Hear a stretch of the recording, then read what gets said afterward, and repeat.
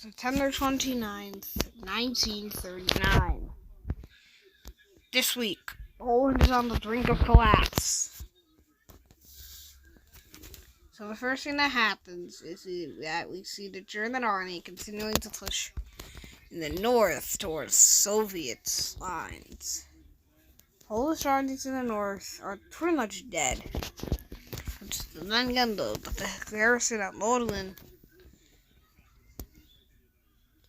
the Polish garrison at Modlin is surrounded, but is not surrendering. By any means, it is still fighting strong. At this point, the Germans and Soviets are in a race to take land, but the Germans are winning this race to take the land. The Russians are bogged down due to lack of supplies. But the Russians do manage to get some land that the Germans aren't able to get. The Russians manage to mop up the land and capture all areas north of Lvov. At this point, the Russian army isn't even strong enough to hold on to most of eastern Poland. And then again, but on the 24th, this is already the front line. Poland's pretty much gone. Really only Lvov and Modlin are the last major areas still under Polish control. I guess Danzig's still under their control. Because of the fact that the Germans forgot to take out Danzig yet. But they will take it out this week. On the 27th, the Russians finally managed to get to the south of Lvov again, and now Poland's armies are beginning to fall apart. And the Russians managed to take Lvov. This is a major defeat for the Germans, as they hope to take the land. And with that, the week is already about to be over, but on the 28th, the Russians have officially managed to make a good comeback against the Germans. Quite surprisingly, Poland only just now surrendered to Russia south. Again, Modlin holds out until the 29th, even today, 29th, when they surrender. That it is already too late, as they've already begun to make borders.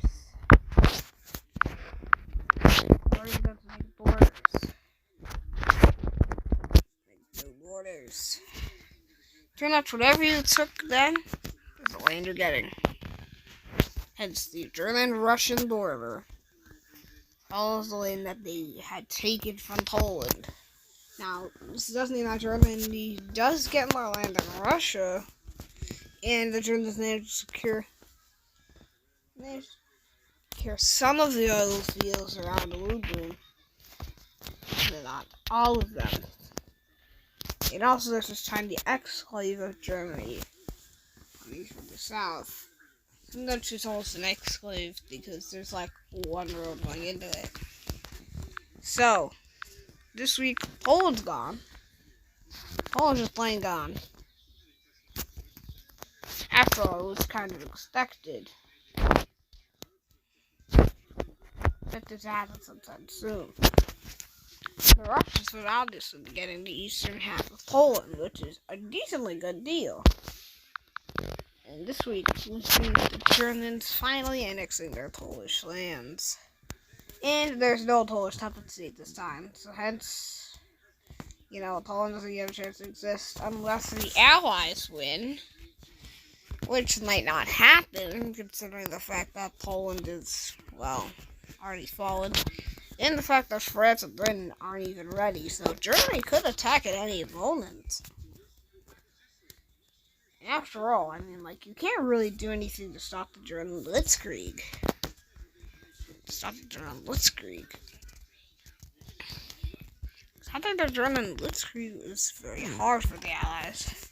The Germany has, more tanks than them.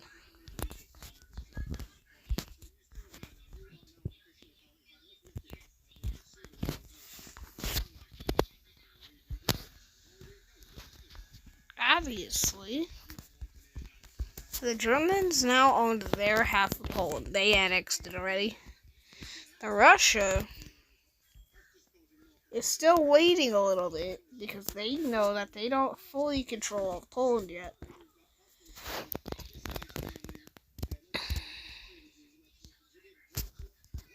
Obviously, Russia also annexes it at 11 o'clock at night. Because the fact that they know that Poland is too much then neutralized on their side. And they don't know that the German side, which it already has them since the 12th. So Poland's dead. Now Russia's pretty good. Take it off. But, also this week there's... Lego Minecraft is challenging me to think like a Minecrafter, build like a Minecrafter, and recreate some of my most iconic builds. There's also a bit of something else happening. See, let's take let's just take a little stroll to Finland. Who doesn't like Finland?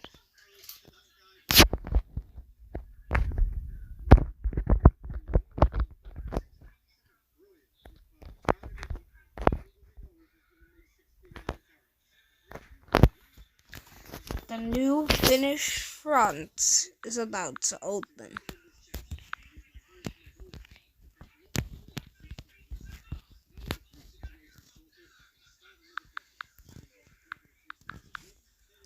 Welcome to the Russian front against Finland.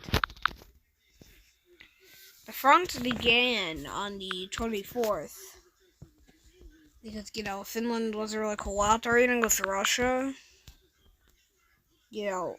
And obviously they weren't because Russia was demanding some of their land. And why would you accept land demands when you know that a person who's wanting the land's army is weak and probably can't even defeat you? The Finns have, the winter to help them with the cover.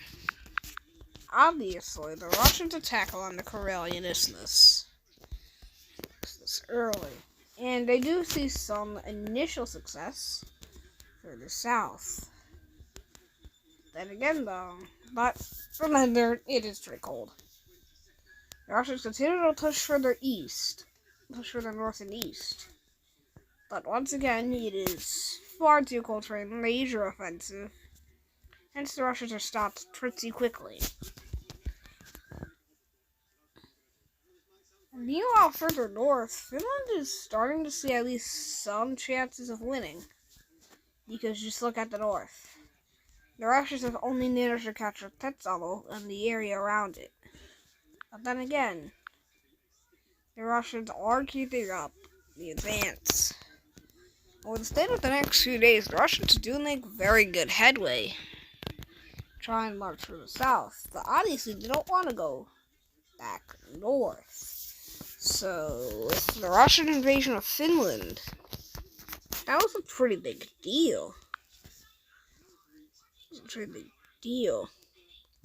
Against Finland. And with this, we have Russian armies finally managed to break through.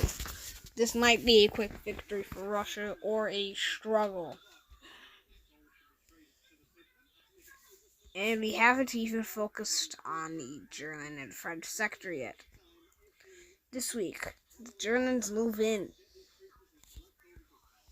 The Germans managed to stop the French armies. They are in headlong retreat. And the Germans even managed to capture Saarbrücken. Germany is on its way to take out Lorraine.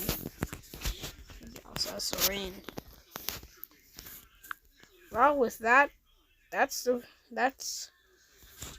this week, viewers. Bye-bye.